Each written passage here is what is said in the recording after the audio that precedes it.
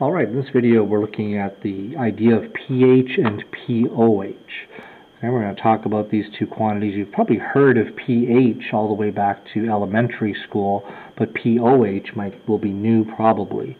We know that when solutions are acidic or basic, it means that there are substances in them that are producing hydronium ions in the case of acids and producing hydroxide ions in the case of bases. So whether or not a solution is acidic or basic is going to be determined by the relative amounts of those two ions in the solution. This graph is showing you a simple way to understand this. An acidic solution is one where the concentration of hydronium is larger than the concentration of hydroxide. Very simple. Acids produce hydronium. So when there's more hydronium than hydroxide, the solution will be acidic. On the other end of the scale, if there's more hydroxide in the solution than hydronium, that solution will be basic. And finally, if the two concentrations were equal, you have a neutral solution. Now, this implies that the two concentrations are somehow mathematically related. In fact, you might even hypothesize that since one gets larger and the other gets smaller, that there's an inverse relationship between their concentrations, and that is actually true. If you haven't yet looked at the video on self-ionization of water, you should do that just to see why that is the case. Now, if you want to talk about whether solutions are acidic or basic, you could talk about concentrations of hydronium and hydroxide. But the range of concentrations for those ions that you'll find in aqueous solutions is a very large range. It's huge. Some solutions, for example, one that is strongly basic, will have very, very little hydronium. In fact, it may be something like 1 × 10⁻13 molarity. Just stop and think about how small that is. On the other hand, a solution that's acidic might have a hydronium concentration that's quite large. Let's suppose 0.15 molarity. So in those two examples, you get a sense of the very wide range of concentrations in hydronium that you might encounter within solutions. Similarly, we can see that there will be a similar huge range of concentrations in hydroxide. What we want to do is make that range of concentrations much more manageable. We don't want to have to deal with things like 10⁻13 all the way up to 10⁻1. So what we're going to use is this idea of pH, or as we'll see pOH, to describe how acidic or basic a solution will be. Using pH and pOH, we can stop thinking about molarities of the two ions. The definition of pH, it's a mathematical definition, and it depends on something that you learn in grade 12 pre-calculus math, the logarithm. So the pH is defined as the negative logarithm of the concentration of hydronium. If you've never studied logarithms in a math class, then you've only seen a button on your calculator that says log, and you've probably no idea what that means. For now, just think of it as being a function, a mathematical function. It's really not the same as this, but you can think of it as being sort of like a trigonometric function. There are buttons on your calculator that say sine, cosine, and tangent, and you've been using those for a few years. Logarithm is a different type of function. We're taking the logarithm of hydronium concentration. That is analogous in trigonometry to taking the cosine of 60 degrees, for example. The definition of pOH is the same idea. It's the negative logarithm of the hydroxide concentration. Now, if you understand logarithms, you've taken them in pre-calculus math, you know that you can turn a logarithmic equation into what's called an exponential equation. To do that, for this case, we would move the negative sign to the other side of this equation and say negative pH is the logarithm of the hydronium concentration, and then switching that into exponential form, we get this second version.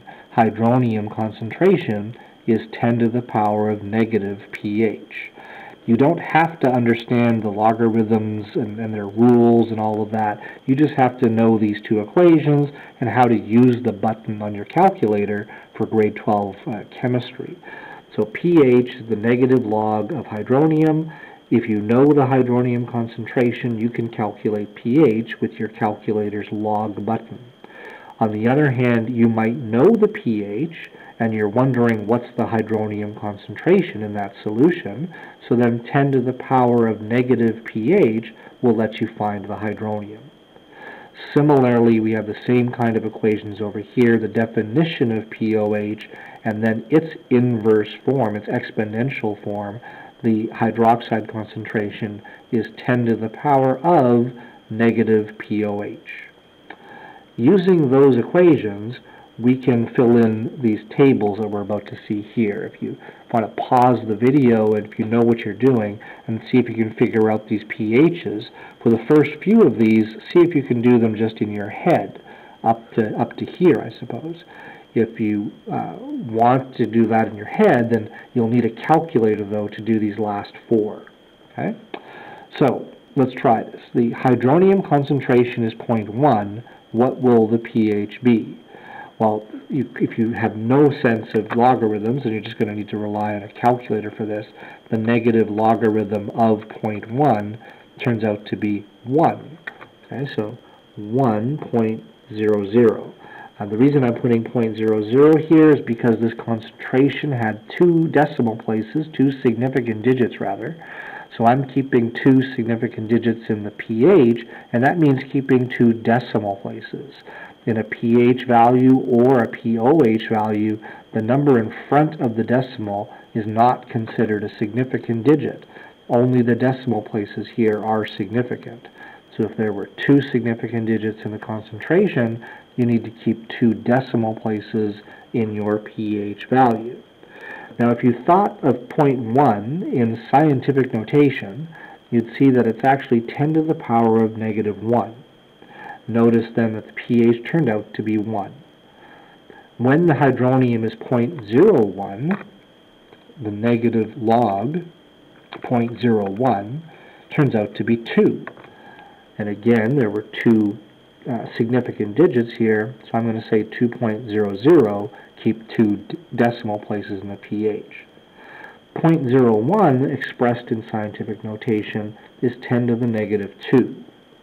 Now, are you noticing anything funny here? When the hydronium concentration is 10 to the negative 1, the pH was 1. If the concentration is 10 to the negative 2, the pH is 2. Well, then what do you think the pH will be when the concentration is 0.001?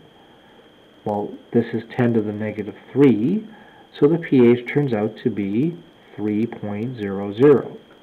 Okay? And then keep going. 1 times 10 to the minus 4, well, that means the same as just saying 10 to the minus 4, so the pH there will be 4. 1 times 10 to the minus 7 is the same as just saying 10 to the minus 7, so the pH there will be 7. And the next one will be 8, 9, and 10. And again, we're keeping two decimal places because there were two significant digits in the concentrations. Now, before we go on, do you notice a little bit of an interesting pattern here? When your hydronium concentration drops by a factor of 10, from 0.1 to 0.01, the pH goes up by 1 unit. Another way to look at it, the other way around, if the concentration of hydronium gets larger by a factor of 10, the pH goes down by 1 unit. So a couple of things to note, that when the hydroniums are getting smaller, the pHs are getting larger.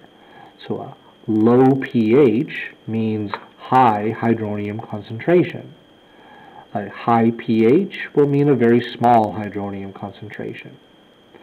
The second thing to notice is that when the concentrations change by a factor of 10, the pH changes by 1 unit. If the pH changes by 2 units, from 1 to 3, for example, then the hydronium changed by 100 times. Okay? If the pH got larger by a factor of 2 units, then the hydronium would get smaller by a factor of 100. It would end up being 1/100th or 1% of its original value. If a pH falls by 3 units, suppose it falls from 4 down to 1, then the hydronium concentration gets larger by 1,000 times. Okay? So a 1 unit difference in pH is 10 times difference in hydronium. A 2 unit difference in pH will be 100 times difference in hydronium. A 3 unit difference in pH will be 1,000 times difference in hydronium. When the pH gets larger, the hydronium gets smaller. When the pH gets smaller, the hydronium gets larger. Now, if you know the pH was 5, what would the hydronium have to be? Well, using the same pattern we saw earlier, if the pH is 5, the hydronium is 1 times 10 to the minus 5 molarity. If the pH is 8, then it's 1 times 10 to the minus 8 molarity. So those are all pretty easy to do in our head. The next ones are a little bit harder to do because they're not just ones. They're 2.3 times 10 to the minus 4, 1.6 times 10 to the minus 8. Also, the pHs don't end in zeros, 11.53 and 1.76. So these ones here you really can't do in your head easily. You need to use a calculator to do that. So when I know the hydronium, 2.3 times 10 to the minus 4, the definition of pH was the negative log of the hydronium. So on my calculator, the negative log of 2.3 times 10 to the minus 4 gives me 3.64 will be the pH. Okay? 2 decimal places because there were 2 sig figs in the concentration. The next one, the negative logarithm of 1.6 times 10 to the minus 8 gives me 7.80 will be the pH. Working the other way around, if I know the pH, can I find the hydronium? The answer is definitely yes. If you know the pH, you can say 10 to the power of negative pH gives you the hydronium. So down here, we're going to do this, 10 to the power of negative 11.53, and that's going to give me the hydronium. So on my calculator, what I want to do is use the button above the log button. Right above it, it says 10 to the power of x. So I'm going to go second function logarithm.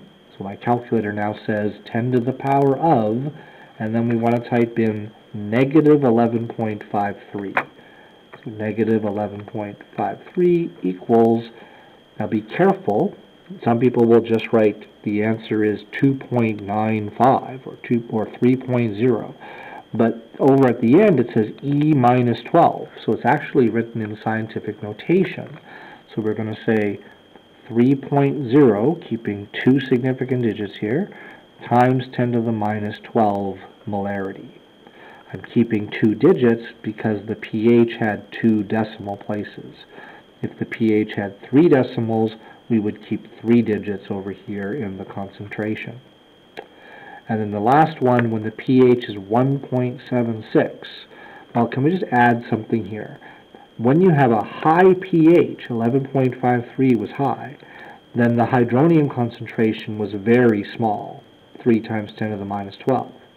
So when we have a low pH, this is going to be an acid, then there has to be lots of hydronium. So we expect to get a relatively large amount of hydronium.